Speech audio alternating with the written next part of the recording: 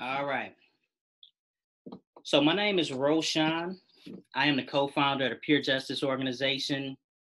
We work to bring fairness and equity to the criminal justice system, as well as create economic opportunities for marginalized groups. I am here with Anonymous, and we are going to share a story with you. And we want to pretty much tell you why certain laws need to be changed, because they are, to me, in my personal opinion, violating so many human rights. So, Anonymous, that's what we're going to call you today, right? Okay, that works. And to my understanding, you are on the registry, right? Yeah, the sex offender registry, right? Okay. And do you mind telling us, how did you get on that registry?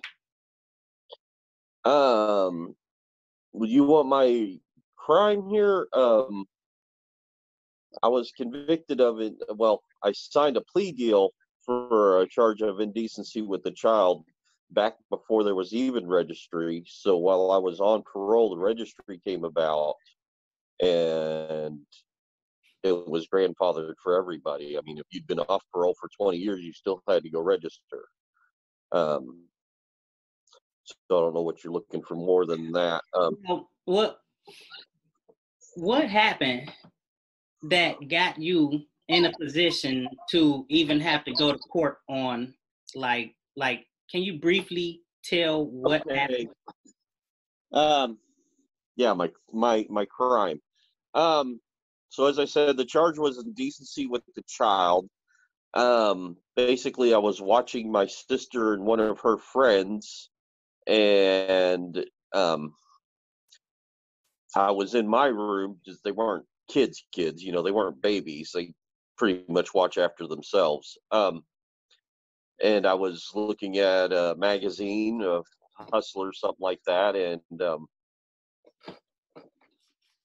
you know, was working on it. And when they came in, they saw pretty much my stuff.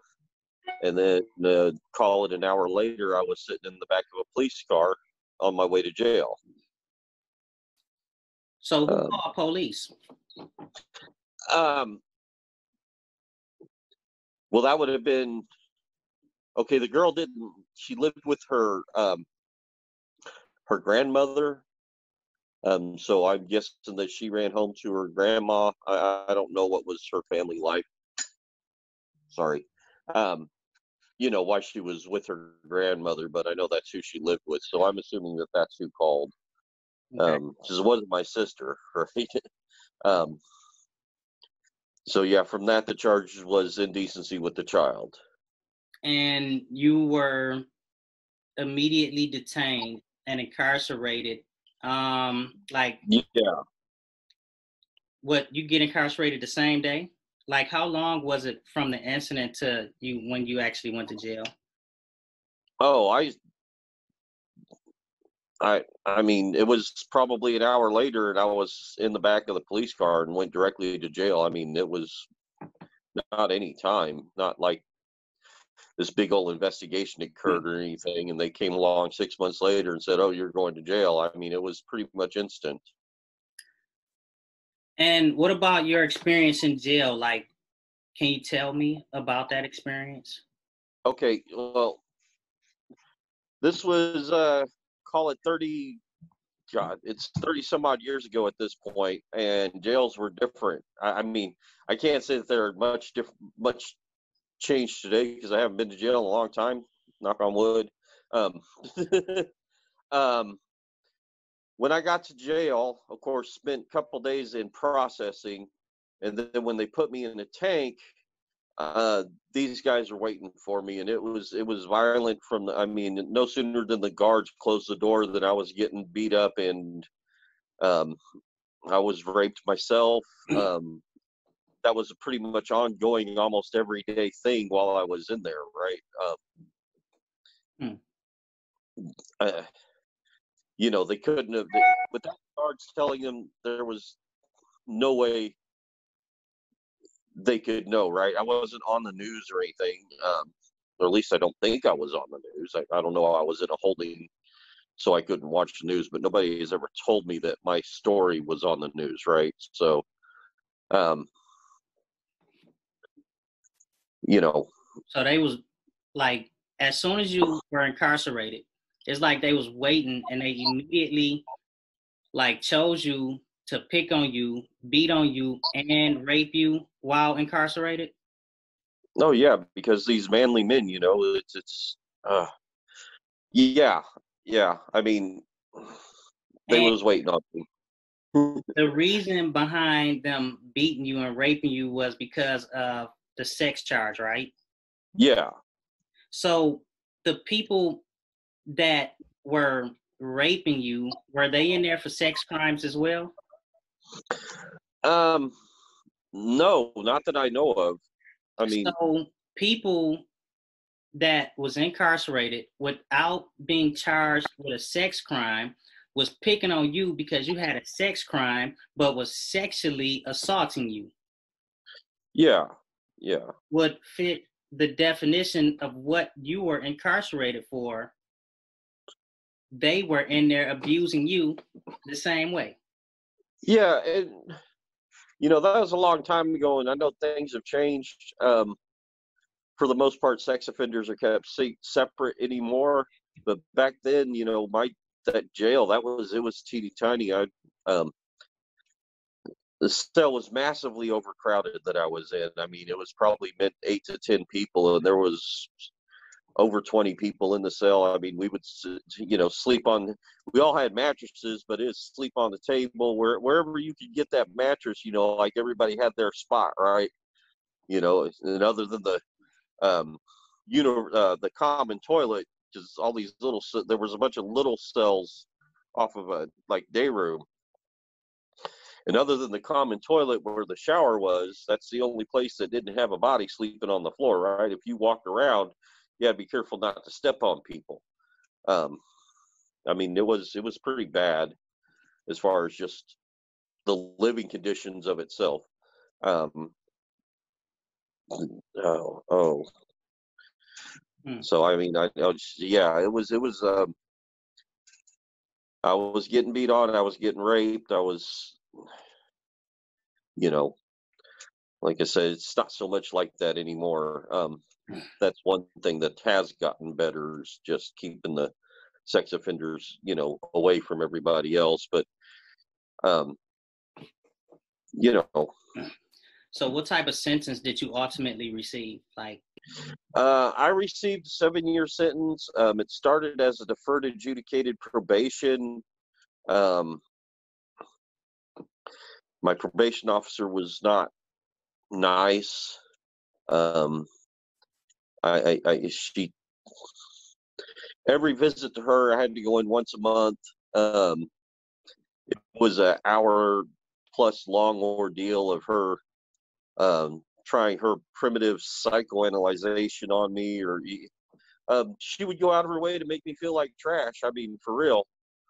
How do just leading questions to try to make you feel bad about yourself and this, that. So I quit going to the probation, which is how I ended up with actual state time, or because the revocation of probation and put me on just regular, the way they treat everybody else with felonies, right? Because the probation is different. I mean, it's not so different from parole, but you're supposed to get done with probation and never have seen the inside of a jail when you were first arrested, right? I mean, that's all I can go on that one. So when they originally gave you 7 years, do you feel that you deserve that charge? No, I only signed the plea bargain because of what was going on, right?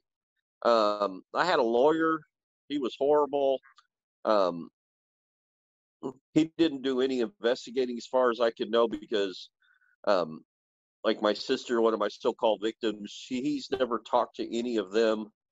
My family, and then come to find out later when I tried to do some other legal stuff with my crime, and found out that he had been in a relationship with the probation officer that I ended up with.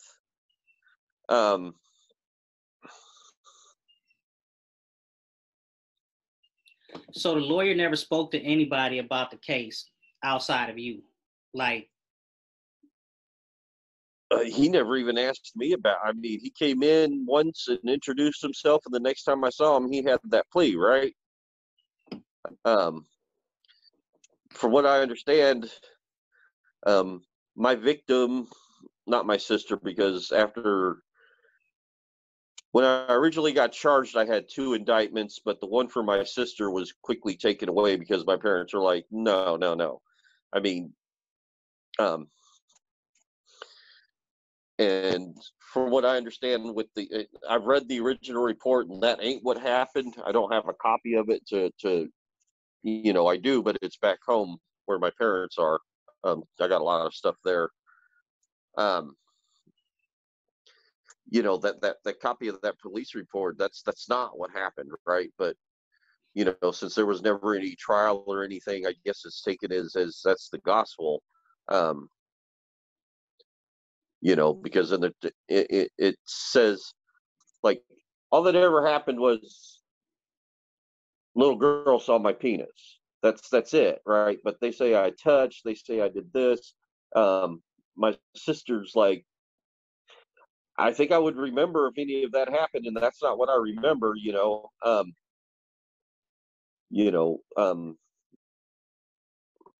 but my lawyer, yeah, he didn't do nothing. If he had done his work, he would have said, no, we're going to take this to trial because there is no victims, right? Because they moved away. And they told, from what I read in the paperwork, is they have told the state that they weren't interested in pursuing the charges, that even if charges were pressed, they weren't going to show up at the court. They moved, they left. But they bust in the room on you, in your room, right? Yeah, but I don't know what this girl told her grandma, or her grandma just freaked out and made up this story and called the police or whatever. I mean, it's pretty messed up. Yeah, I mean, it's not like, I don't know. They didn't. Yeah, I mean, they must. I'm sorry. Sometimes it gets stressful thinking about this stuff. So, yeah, I didn't like pursue them or go with. I was in my room. Hindsight says I should have had the door locked, but that's hindsight. Yeah. Um, So, how long were you actually incarcerated before you were released originally? but when I got the probation, I was probably in there a month and a half, 2 months. When I violated the probation, I got my first time. When the 7 years probation turned into 7 years state time, I was locked up. I want to say 19 months. A lot of that was spent in county jail. Just the prison system. Sorry, their prison system was a lot smaller in Texas. I don't know. You spent a long time in county jail before you ever got taken, right? Mm-hmm.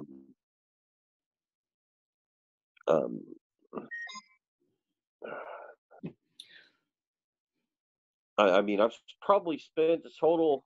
I had two parole violations where I was locked up for a length of time. I mean, the first time, from like the first time you was incarcerated, how long did you actually spend before you came back home the first time? You mean in county jail?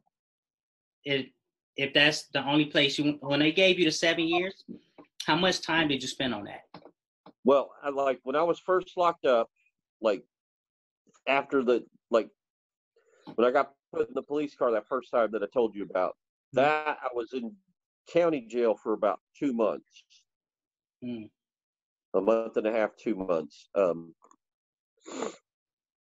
said when they come with that plea bargain, I was ready to get out of there. I wasn't sure I was going to survive. Um, when I violated the probation, then it was about 2 years that I was locked up that length of time. Hmm. So when you first came home, from the first time you was incarcerated, um, did you have a hard time finding housing?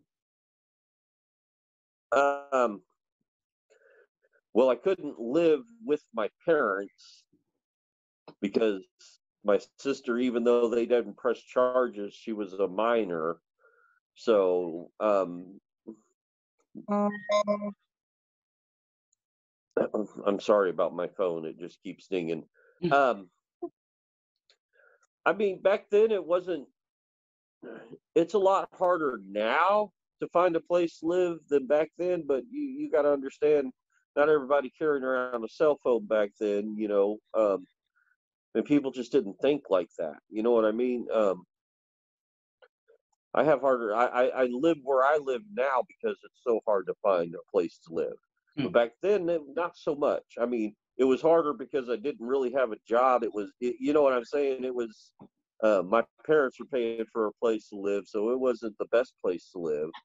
Now I stay with my sister, 30 some odd years later. My so-called my victim, the one they said was my sister. And I ended up staying with her so I could take care of my niece, my baby niece, when she was born. Hmm. But yeah, back then, no, not so much. Nowadays, yeah, it's brutal hard. It's a sex offender's not going to get an apartment, right? I mean, you're stuck looking for basically somebody who's just not caring. They want the money. Mm-hmm. I Yeah. rented houses for a long time. Um, when I had better jobs. Like I said, now I live with my sisters in the same house. I mean, it's her house. So Um, you made a comment in the beginning of the video, and it kind of went to the terms of the registration. You said that the registration didn't exist. So like when you were released the first time from being incarcerated after you accepted the 7-year plea, like what was your terms of probation and parole? Like what was the guidelines for you if there was no um, registration? I mean, how do you explain it? You're not allowed to drink. You're not supposed to do drugs, which is common sense. Specifically, I wasn't supposed to be around any minors, so I mean, I couldn't be around. If I had kids, I couldn't have been around my kids, right? I couldn't be if my sister was around, I couldn't like go hang out with my parents. Um, you know, um, but there was no. I know it doesn't sound that bad, but like had to go in for monthly visit with the officer. I had sex offender training, as they called it, which was supposed to teach you how not to be a sex offender. Um, that was um, that was bad. That was because I mean they basically taught me to think of myself as a monster. Wearing rubber bands on my wrist, pop myself every time I looked at a female, or had a sexual thought, or I mean, just it took me a long time to overcome the thought patterns that those people ground into me. It's just like nothing wrong with being aware of what's going on, but um, concentrating on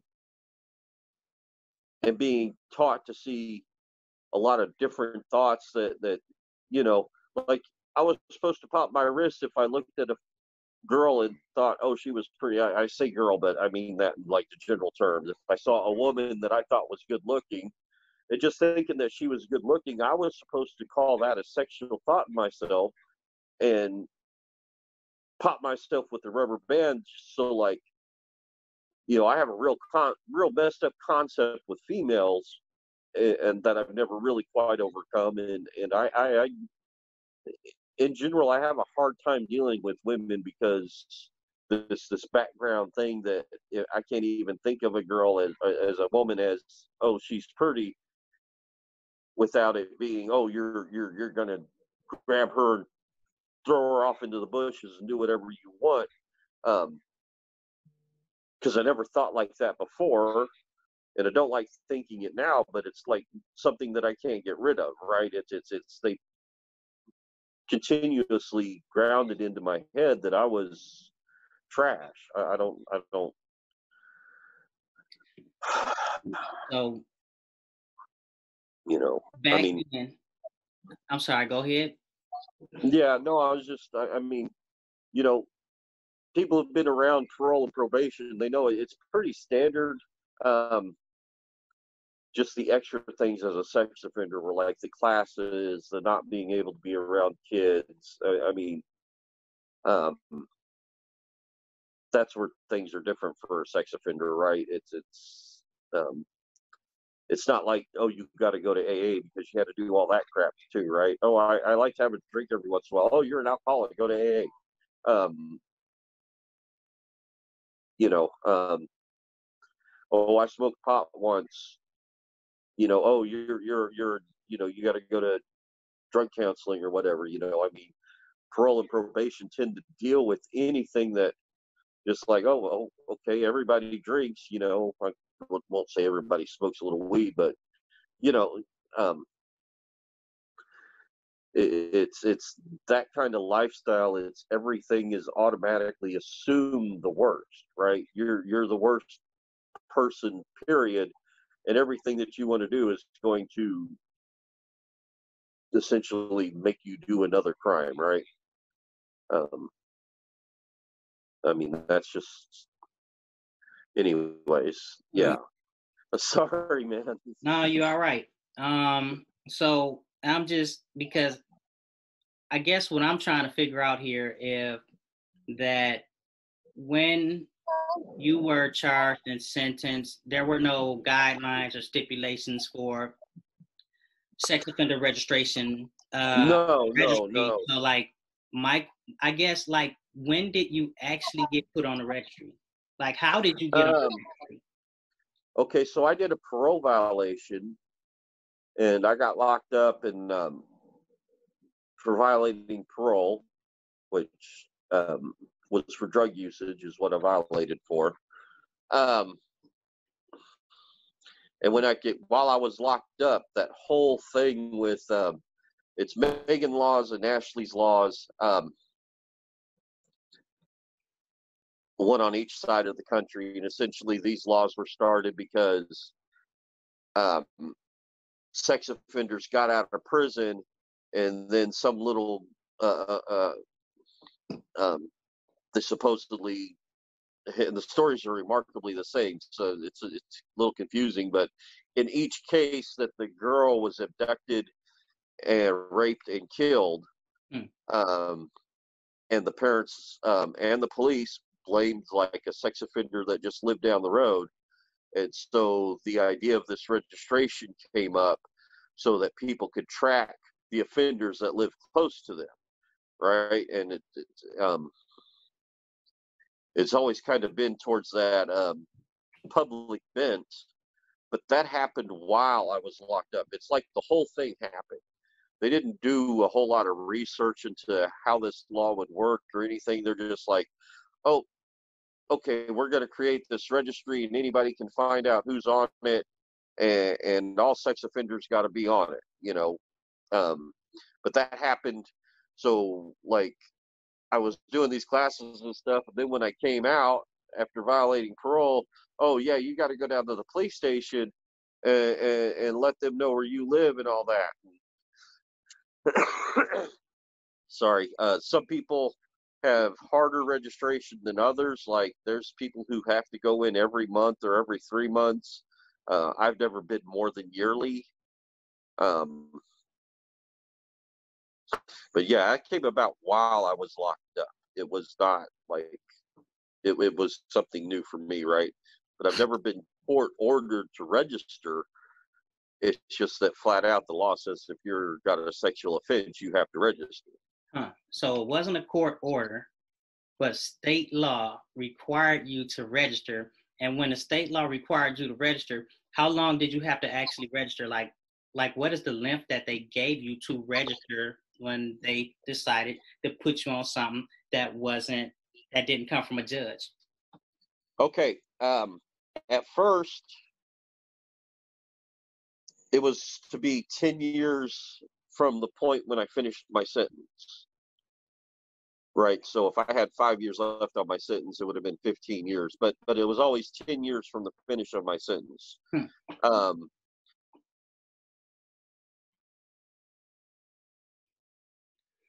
Hold on, I'm formulating words here. I am now a lifetime register because when I first finally got off parole, I decided, well, I'm done with my sentence and I'm going to go live my life. But I wasn't done with my sentence because I had to register, right? But according to what the courts, I was complete. I completed parole. I was off parole. I didn't have to see a parole officer anymore. But so when I decided not to register, of course that was breaking. It's kind of weird. They put you in prison for this, not failure to register, but they don't say you've committed a felony. They call it an administrative action, right? And this is what the Supreme Court chose to call it when it was challenged in front of the Supreme Court, instead of just saying no, it is an extension of sentence, because it's against unconstitutional to continue somebody's sentence after they've completed it. The Supreme Court they made this wonderful new language that said, oh no, it's an administrative action. I had the district attorney, the prosecutor in my case, decided that I didn't need to be on a 10-year registration. And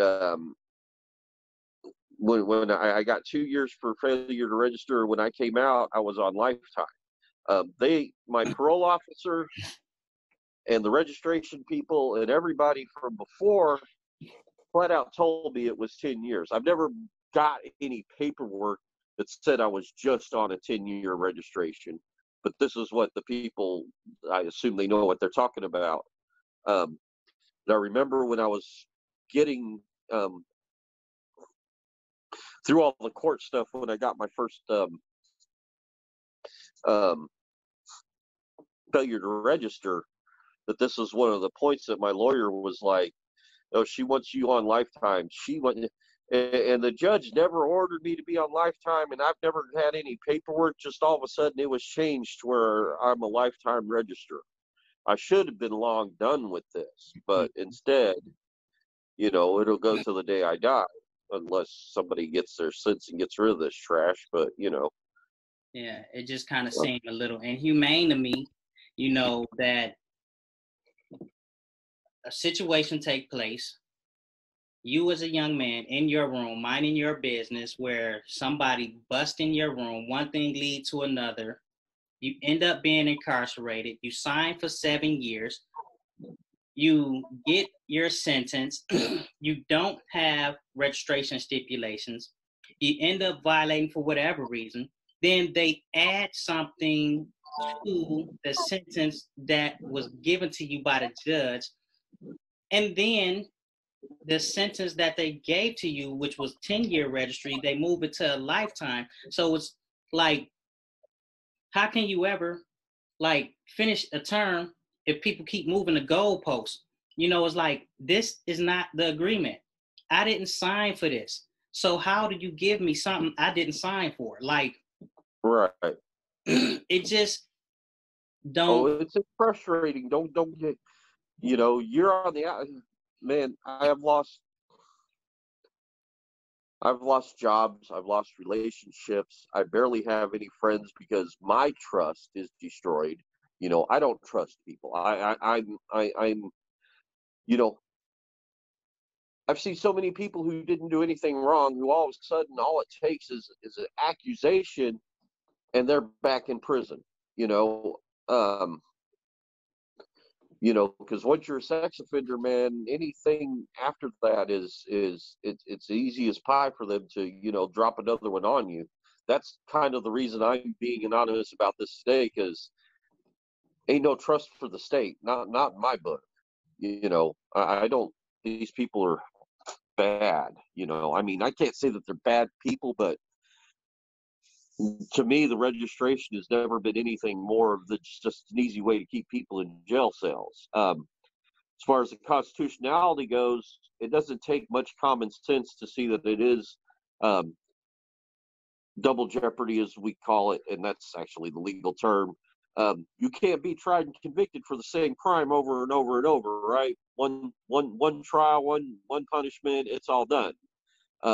It's illegal to continue a punishment after completion of sentence, which my punishment never ends. Every year on my birthday, I get to celebrate by going to see the police again.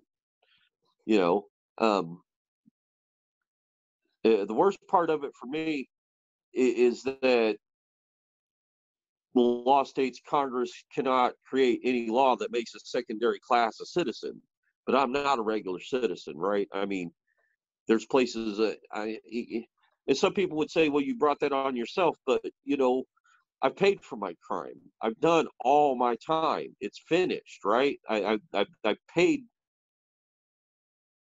what I owe to society for actually doing nothing. But you know, as far as that goes, leaving that aside, I've done my complete term. It's over with, right? I don't have a parole officer or probation officer, you know, but still I have these guidelines that I have to live by.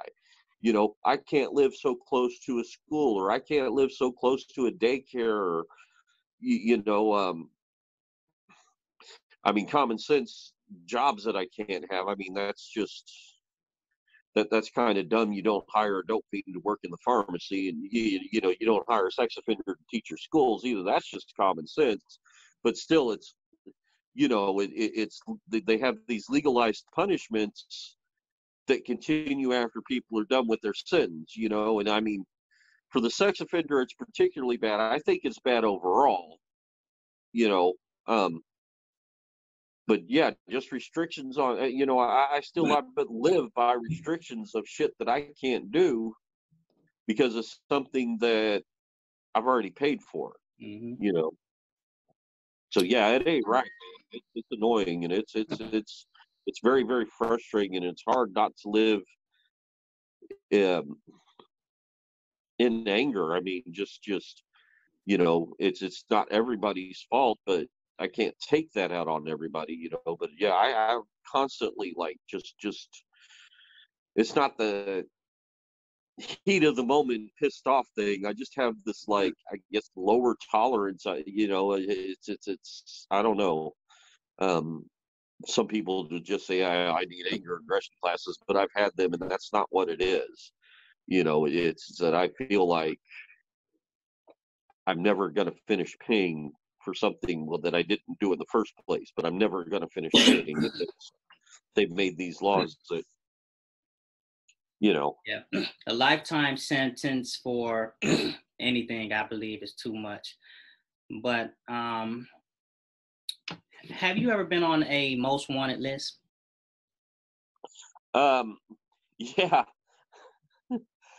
So I mentioned that I had that previous failure to register. Mm-hmm. And so when I got off parole, I decided I'm done with my sentence. I'm free. I should not have to do any of this crap. And that was just young bravado. But I never hid. Man, nothing changed in my life other than I didn't have to see a parole officer anymore. And one day my mom calls me, probably, oh hell, man, I was probably off the registration list for 4 or 5 years. But one day my mom calls me, and she's got she's like, you know, you're on our city's most wanted list. I'm like, what? And she's like, yeah, I'm looking at it in the paper right here, and you're like number 5 on the top 10 most wanted in the city. I'm like, for failure to register? Are you kidding me? I mean, don't they? Look, man, where I'm from, there's a lot of gang stuff goes on. a lot of gang stuff goes on. It's bigger than where I'm at now. Not as big as where you're at, but you got to think that, wait, they're looking for me for what?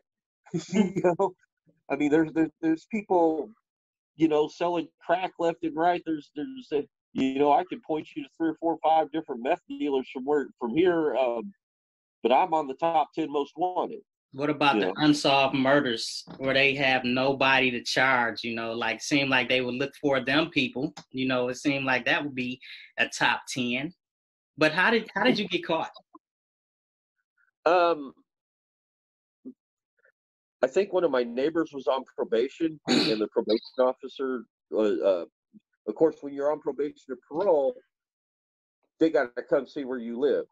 That's like part of it. It's not only to verify, but they're supposed to make sure that you're living in whatever like they ever care, as long as you're there. But you get home visits by your PO when you're on probation or parole. So I'm assuming that one of my neighbors had probation or parole. I mean, because it was probably 6 months after that came out in the paper, right? So I mean, it'd been a while. And then I was married at the time. Huh? What happened when they caught you? Oh man, they just showed up to the door. It was guys in plain suits. I didn't know. I thought it was the Mormons or something. You know what I mean? Serious. I ain't joking, man. There's Jehovah's Witnesses or Mormons. I don't know. It's 2 guys dressed neatly. Got you know what I'm saying, man. It's So I just answered the door, and got arrested, right? Oh, you're such and such, and you're wanted by the police. And sorry, my dog, go lay down. You know what I mean. It was a surprise. Did they take you back to jail? Yeah. I mean, I had a warrant out, so I mean, they don't really have a choice when that's, and I can't say I blame the police, because I mean, they didn't mistreat me or even talk discourteously to me or anything like that, right? I mean, hell, I was eating and they let me finish my food. It wasn't like it was. I didn't offer any resistance or nothing, because that's just stupid.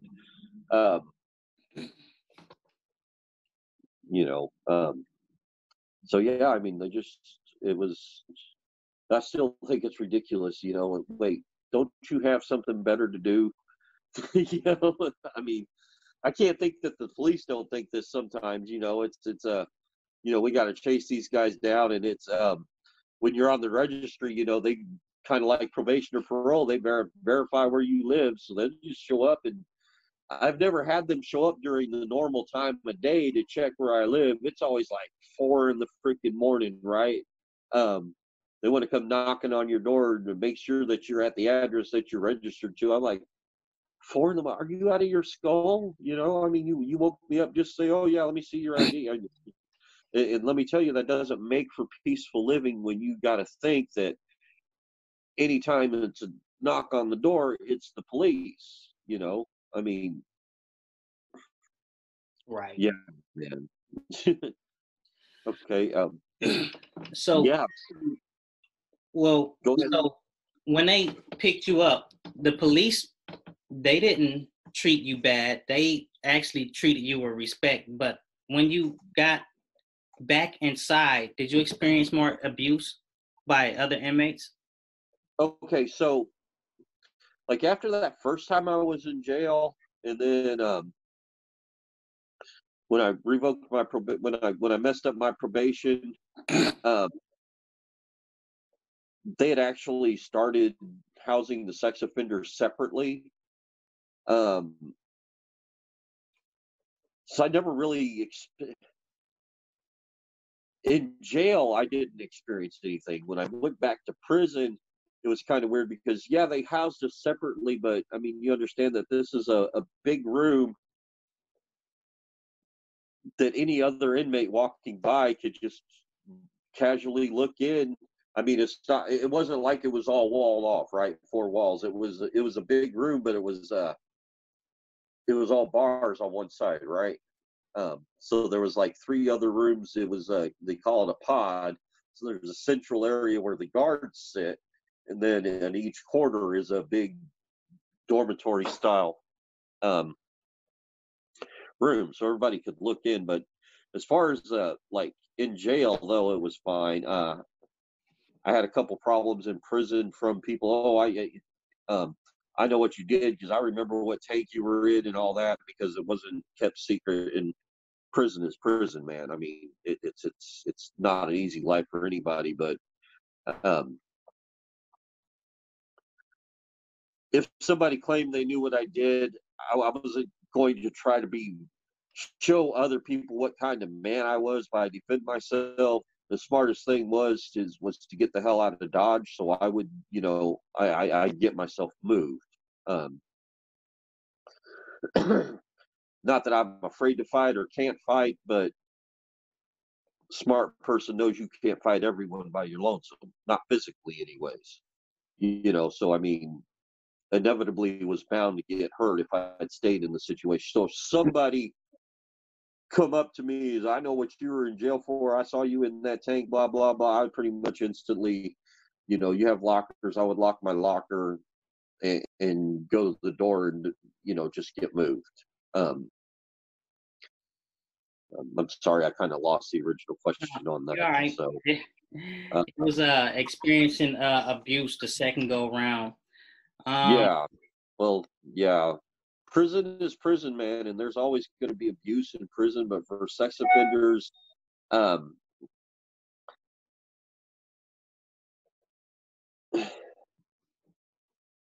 it's bad because, well, like, one thing, if you're a white person, it's kind of almost automatically assumed, especially even if you're not, but somebody going to test you to see if you're a sex offender, right?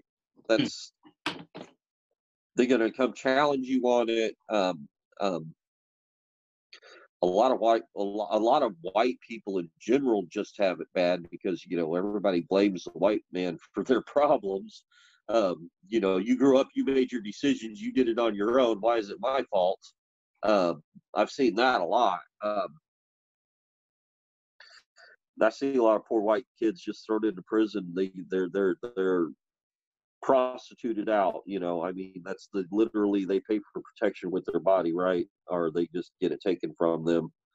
Um, Not wanting to go through again what I went through the first time. Like I said, I caught the hell out. You call me, some people who watch us say, "Oh, he's weak" and all that. But you know what? If you can fight everybody, I'm proud of you. But I'm not going to try to do that, right? And having already been through that, I already knew what was going to happen, right? So I mean, it's get the hell out of Dodge time. You know what I mean? It's um Hmm. anyway. So how much time did you serve? Um, This second go around, like how much time did they okay, for failure to register, I got 2 years. have? Did that day for day. Um, so Texas has, okay, law states you can't work somebody without paying them because that's slavery, right? Um, so Texas prisons, unless you have a medical condition or you're just um,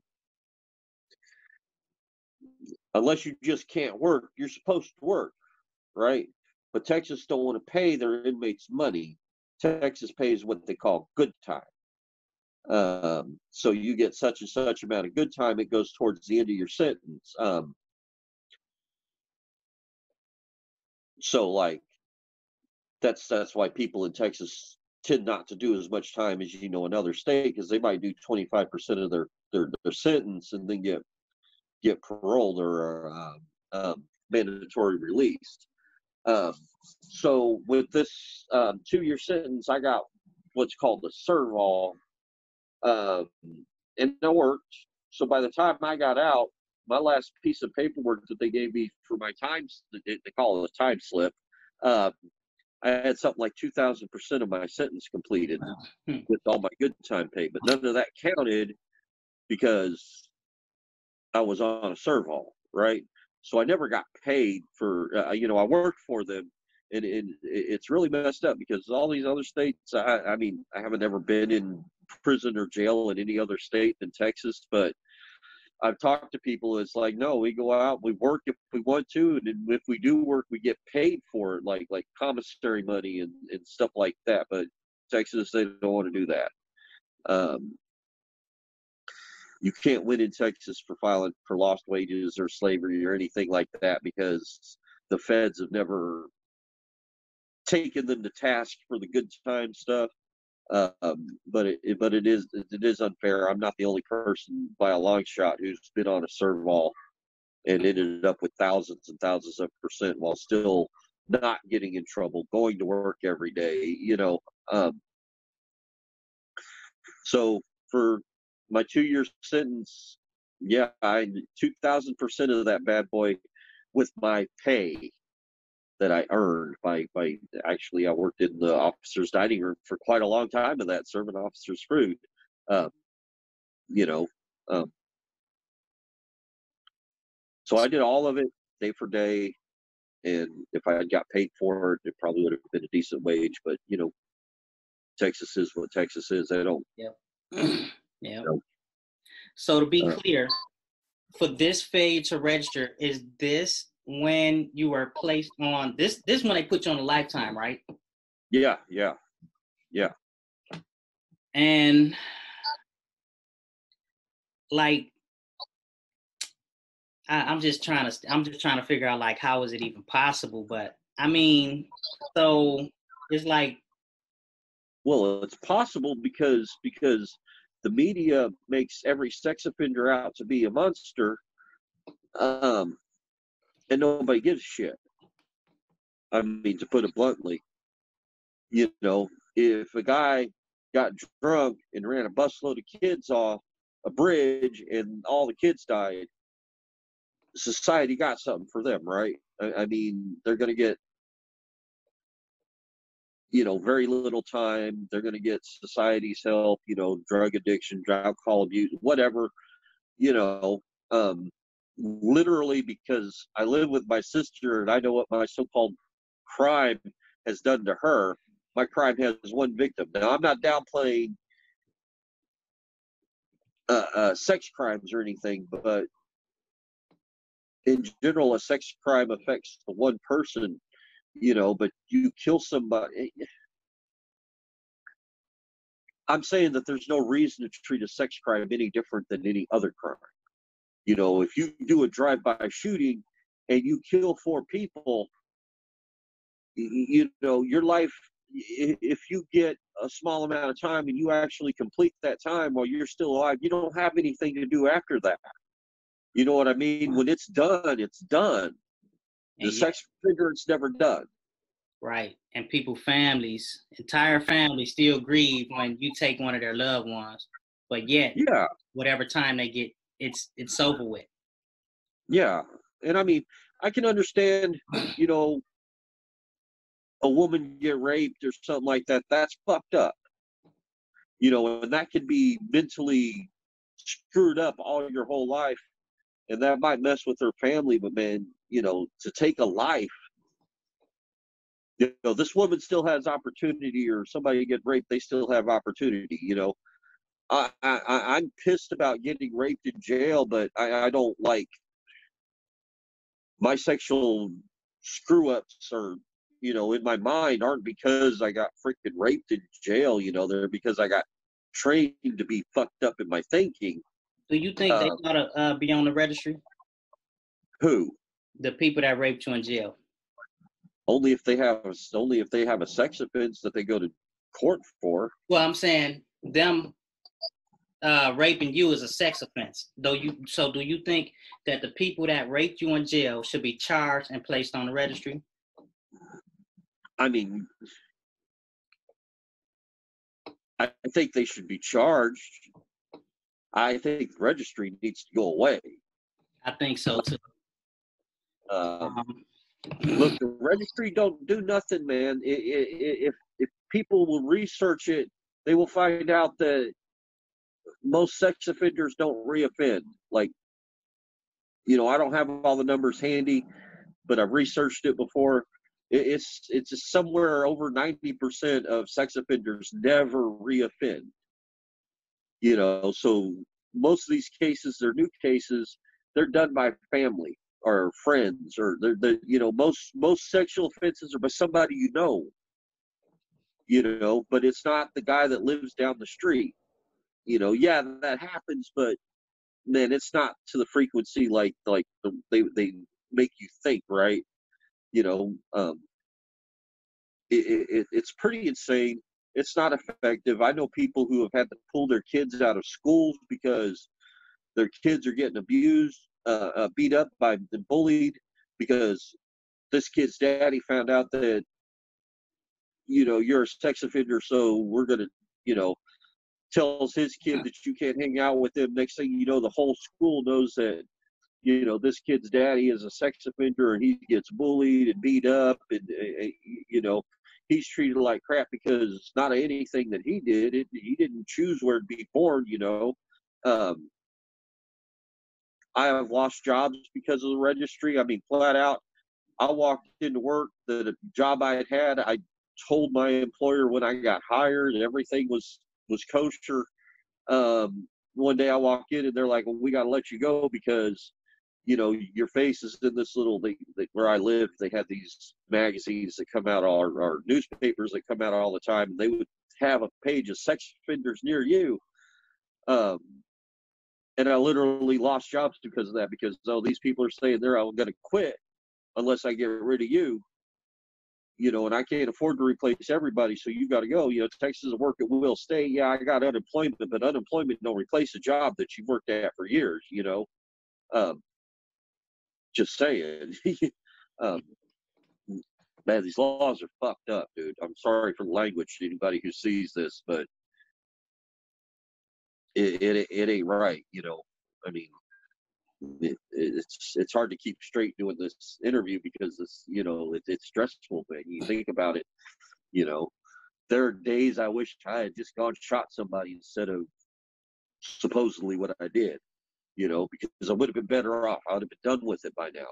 You know, it'd been over. Yeah. You know, there's an end in sight. There's no end in sight on this.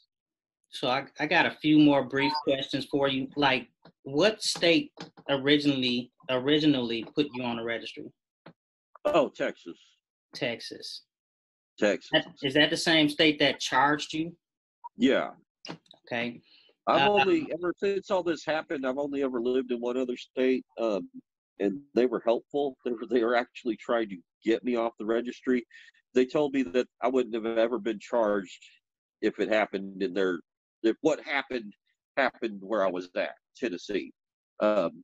Like when I moved to Tennessee, that was probably the first thing the guy said to me, after he asked me about my crime.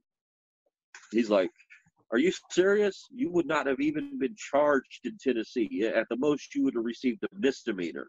And you would not have been on the registry. And if life hadn't happened, you know, got divorced and all that, while I was in Tennessee, that's how I ended up back in Texas.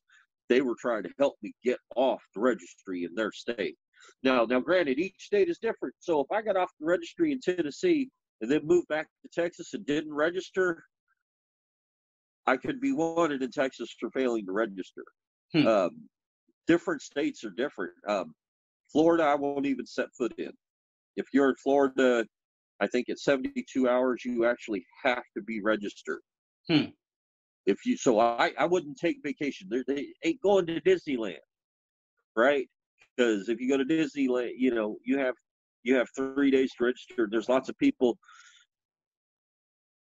You hear about Florida have these underpass cities and they're all sex offenders. That's because they've done been caught in that state and they can't leave. Right.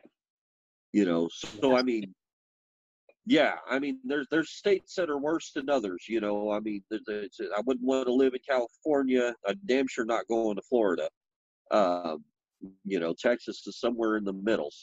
So Texas put you on a registry. Texas was the state that originally charged you, but is Texas also the state that gave you the lifetime registry? Like, were you in Texas when they said, okay, yeah. So Texas did all that was that prosecutor, man, because the judges never ordered, judges in Texas, the judges don't have to order registry, but if it's modified, it's got to be a judge's order, right? I mean, that's what I understand. I'm not a lawyer, so I can't say this 100%. But as far as I understand, that they just can't change your shit because they feel like it, But this prosecutor wanted it changed, so it got changed. When I did that 2 years, I should have come out, and I might have had to start my 10 years over. But still, that would have been an end to it, right? I mean, that would have been, at this point, that would have been long past. I would be done with it. So do you think you're going to spend the rest of your life on a registry? Yeah, unless something changes. How does that make you feel? Angry. I mean, that's the predominant. I've gone on that's the predominant emotion. I mean, it's frustrating, but the frustration just leads to the anger because I know what I'm frustrated about. So I mean, yeah, I'm not like gonna go out and blow stuff up angry or anything like that, but I have a lot of latent hostility. The job I have now, I don't work with other people. I don't work when other people are around, and that's good for me because my mouth gets me in trouble a lot because, man, I just have this undercurrent that's just ready to go the hell off, at any time. And I've lost jobs on my own because of my temper. You know what I mean? And it's I didn't used to be bad tempered, and maybe I'm just bad tempered, but I don't think so. I just have this.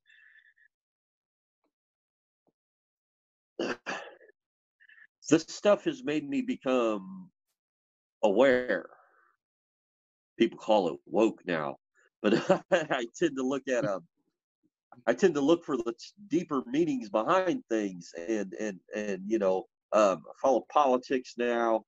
I wish I didn't, but I mean, I just start looking for underlying reasons, but man, I have this dude. I'm defensive.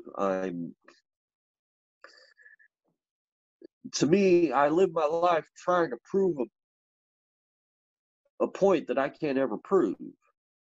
You know what I mean? Makes me angry, and I look at people and they're talking about, yeah, I could go on vacations. According to what they tell me, I can be gone from where I live for a maximum of 21 days without having to come back. So I could take a vacation, but if I wanted to go on man, I don't even know, call it a sabbatical or whatever. If I wanted to go like take a class in another state that was, a semester, I couldn't be gone for a whole semester of school, right? I mean, just if I wanted to go, you know what I'm saying? That there's things that people can do. I couldn't, like, as part of a job, go to another state and do something that's going to take, call it 3 or 4 months, because I would have to keep coming back to Texas. You know what I mean? I would have to keep coming back because I can only be gone 3 weeks at a time. I don't have a normal life. I shouldn't have to do that. I'm pretty much able to go where I want and do what, as long as it's not against the law, do what the hell I want. But that ain't. So what all kind of hardships? What all kind of hardships do you think you experienced? Like you mentioned, like the jobs and the temper, your attitude. Like how does all this like? And I hear you. Like, what other kind of hardships do you face? Well, like I said, it's hard to find a place to live. Like most apartments do background checks, so I can't live in like a regular apartment complex. Um, Can you live in any apartment complex? well, there's no law that says I can't, Hmm. but when they do a background check and you come up a sex offender, that's good enough. Uh, uh, um, I'm trying to look for the right language here. That's reason enough for them to deny you that apartment, right? I mean, I don't know how all that works, but I know that I can't live in a. I mean, I must have applied at 15 different apartment complexes at one point, and you got turned down at all of them. I ended up renting a home, which is actually better, because who wants noisy neighbors? Just saying. Um, like I said, I ended up where I'm at to take care of my niece. I think I mentioned that. Like if I go to the school, and I know schools are all messed up because of the shootings, and the idiots who think they got to make their way by going up and blowing away a bunch of kids. I'll let you know when I figure that out, but it's going to be a while. Um, that made schools different. But before all that was hitting, like if I wanted to go see my niece in a play, I have to let school know I'm there. Um, I've been turned away from churches. Like, well, I can't stop you from going to church here, but I really wish you'd find a different church, or you have to sit in this particular section. This is church, for God's sake. Interesting. I'd like to know the name of that church. I mean, you don't It have was more to than comment. one, dude. No, it's more than one church. That's not just one church, right? That's kind of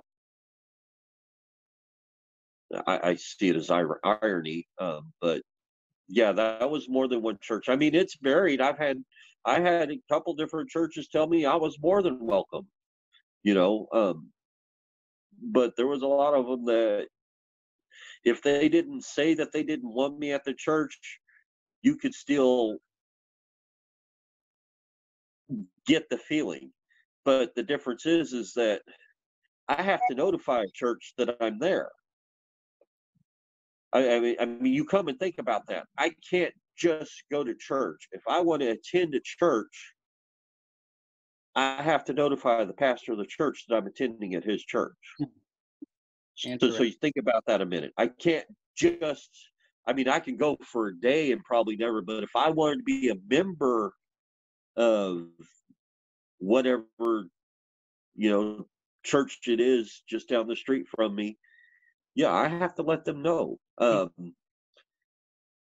I don't date anymore, but when I was on parole, and I don't really know if it changed, because ever since I got divorced, my crime had a lot to do with my divorce. So when I say I have woman issues, I have some extreme trust issues with female because it was good for a long time. And then all of a sudden, oh, you deserve what you be getting and blah, blah. It was just a bad situation. Um, but I'm supposed to let a woman know that I have a sex offense if I'm dating her within a certain amount of days. Like I said, I don't know if that's still the same, but that's what it was when I was on parole. I don't know since I'm off parole because I just haven't dated. I mean, I haven't been interested in dating, which is kind of an effect also, right? Because I'd rather be alone than invite somebody else into this hell. You know what I mean? I do actually. Yeah, because why do why do I want somebody else to get punished for what I did? Because it punishes the families too. I mean, it's it's it's very frustrating. These are the hard parts, right? The things that should be not. You know what I mean? It's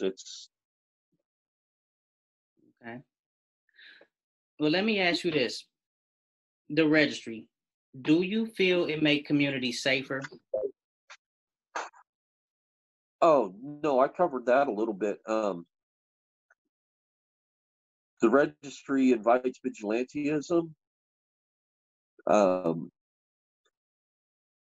actually had to call the police once because a guy down the road decided that he wanted to run me out of the neighborhood because I was on the registry.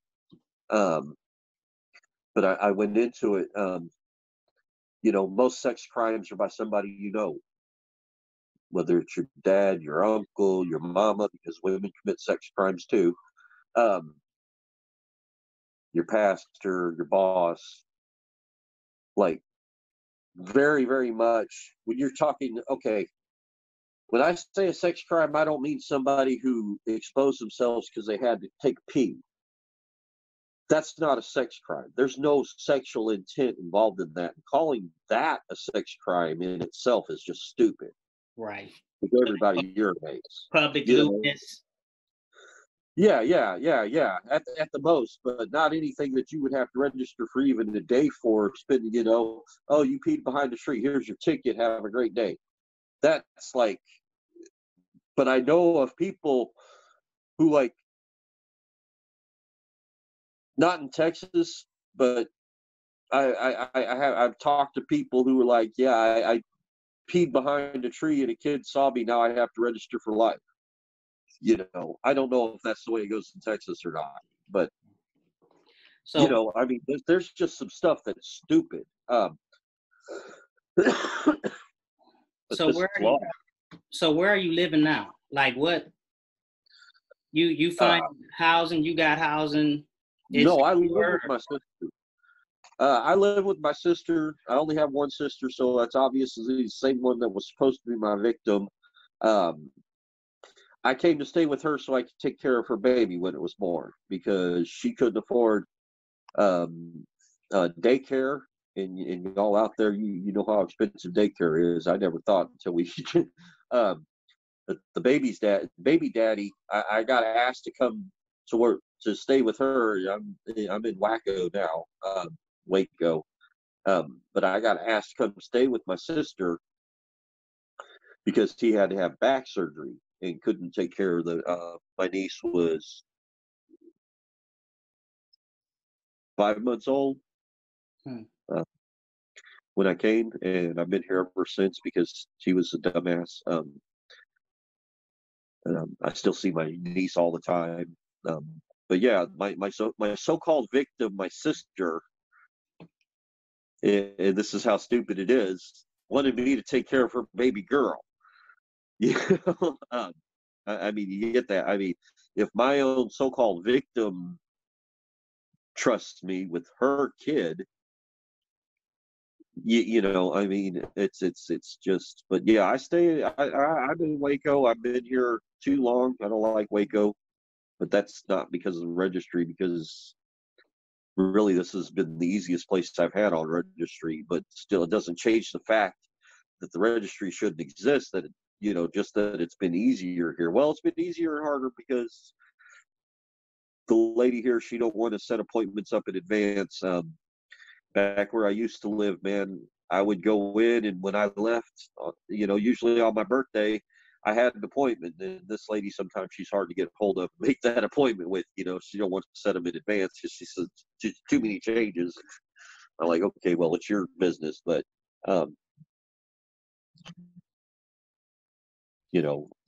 Waco, it's funny. I mean, my victim, that's who gives me a place to live, and I'd probably be homeless without it, or I'd have to stay with my very old parents. That's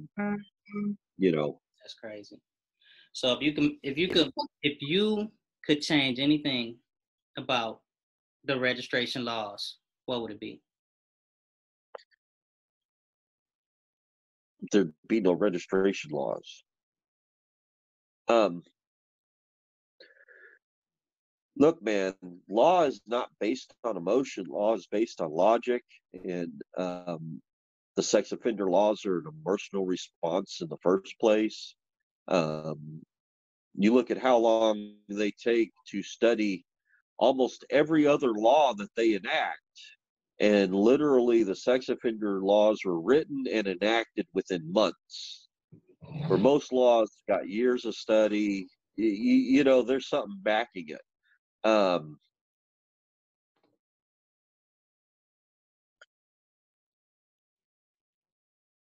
Ways to just make registration better.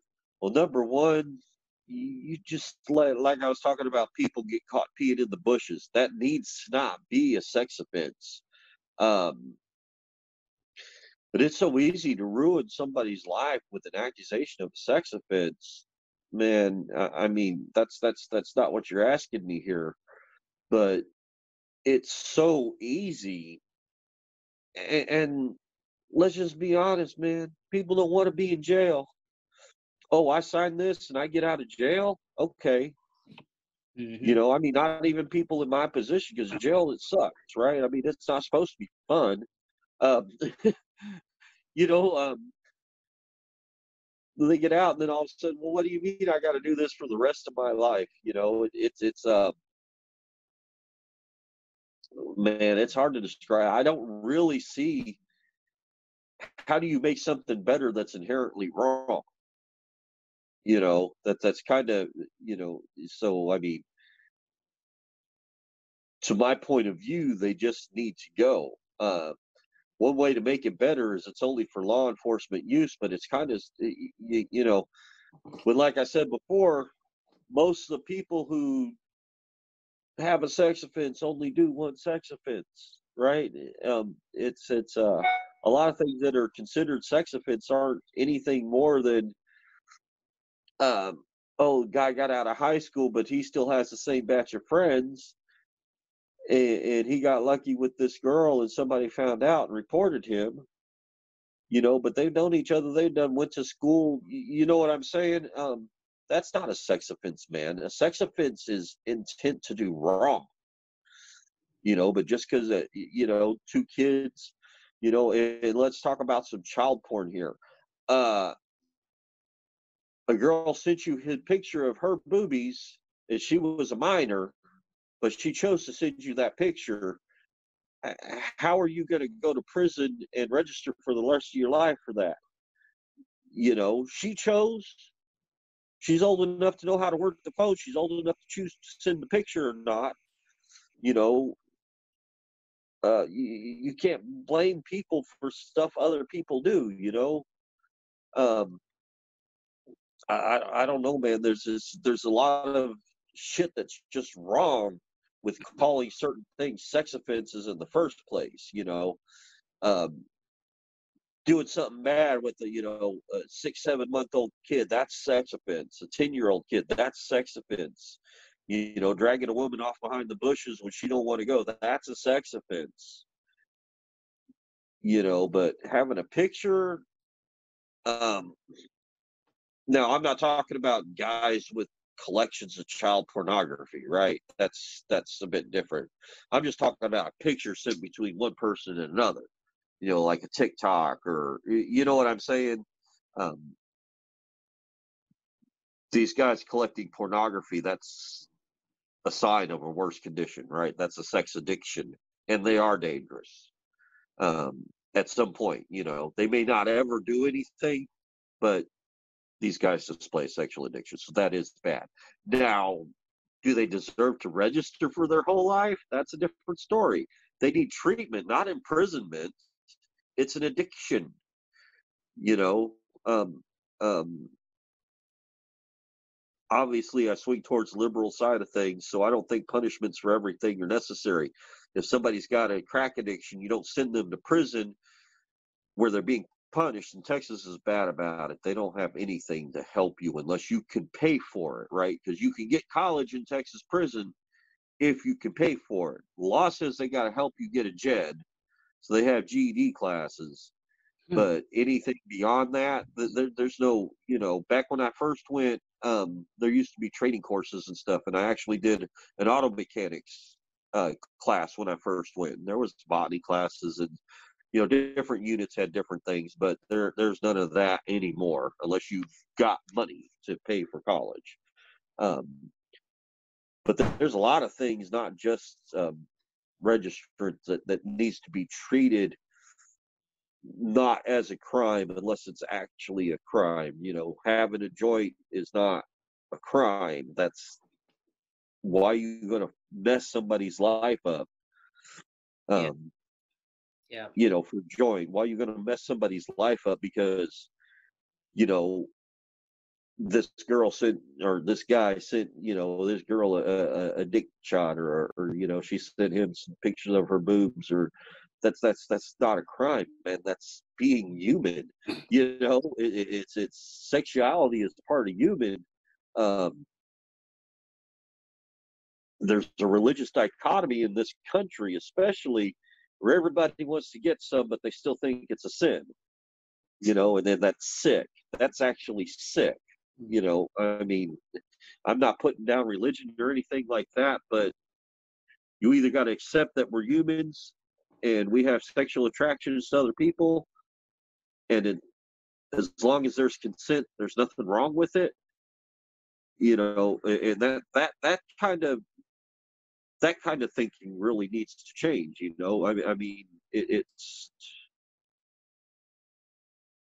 oh man, you're going to get me off. I got to get back on All tangent right. here. So no, it's okay. So the question, you know, you say if you was to change anything about the registry, you would just pretty much abolish it. And I just want to say, me too. You know, me too. I am too. You know, on the registry.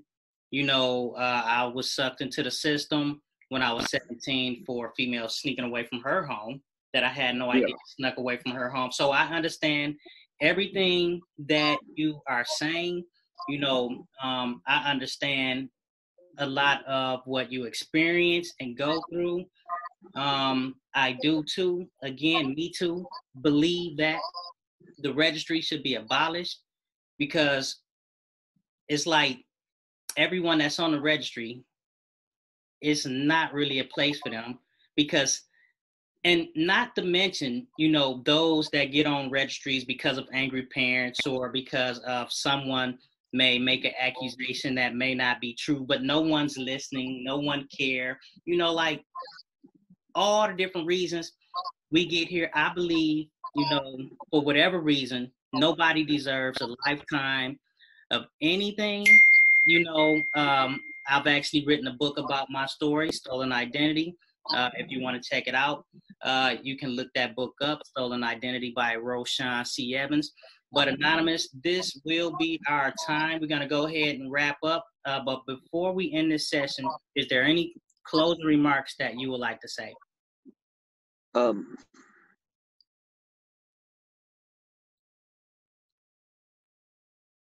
I just wish people would look at things and not just jump on the bus. You know, think about what you're reacting to, think about and find out what's reality.